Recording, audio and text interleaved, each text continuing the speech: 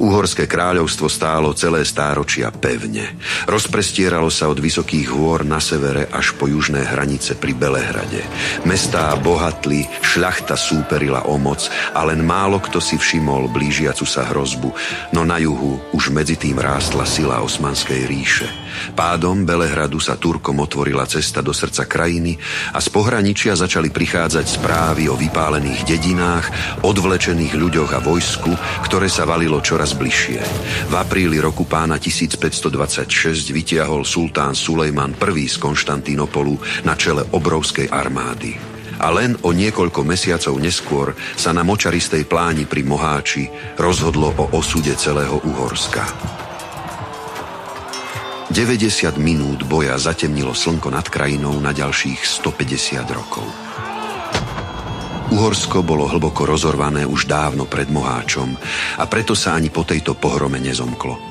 Smrť kráľa Ľudovíta rozpútala boj o korunu medzi Jánom Zápoľským a Ferdinandom Habsburským. Občianska vojna, mocenské ambície a nepriateľ za hranicami vytvorili živnú pôdu pre Osmanov, ktorí mohli takmer beztrestne podnikať výpady aj na územie dnešného Slovenska.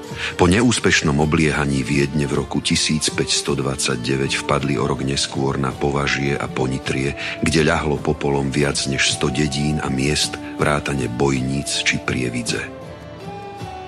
Uhorsko sa však počas tých rokov dokázalo nielen brániť, ale aj útočiť.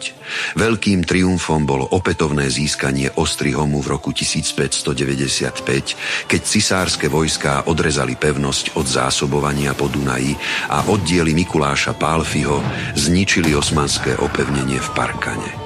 Turci po neúspešných protiútokoch ustúpili a po krajine sa rozozvúčali kostolné zvony na znak veľkého víťazstva.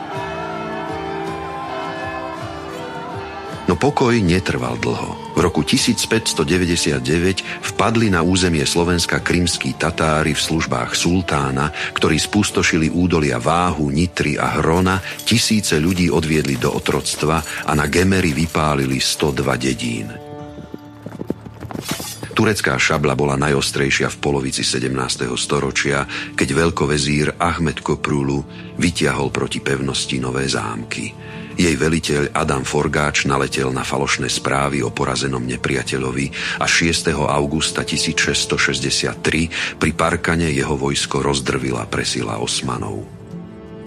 Rok 1683 sa napokon stal začiatkom úpadku osmanskej moci. Veľkovezír Kara Mustafa priviedol k Viedni 200 000 armádu a mesto stálo na pokraji pádu. Keď sa kapitulácia zdala nevyhnutná, na pomoc dorazili vojská Karola Lotrinského a poľského kráľa Jána III. Sobieského, ktoré 12. septembra zasadili Osmanom drvivú porážku a prinútili ich ustúpiť.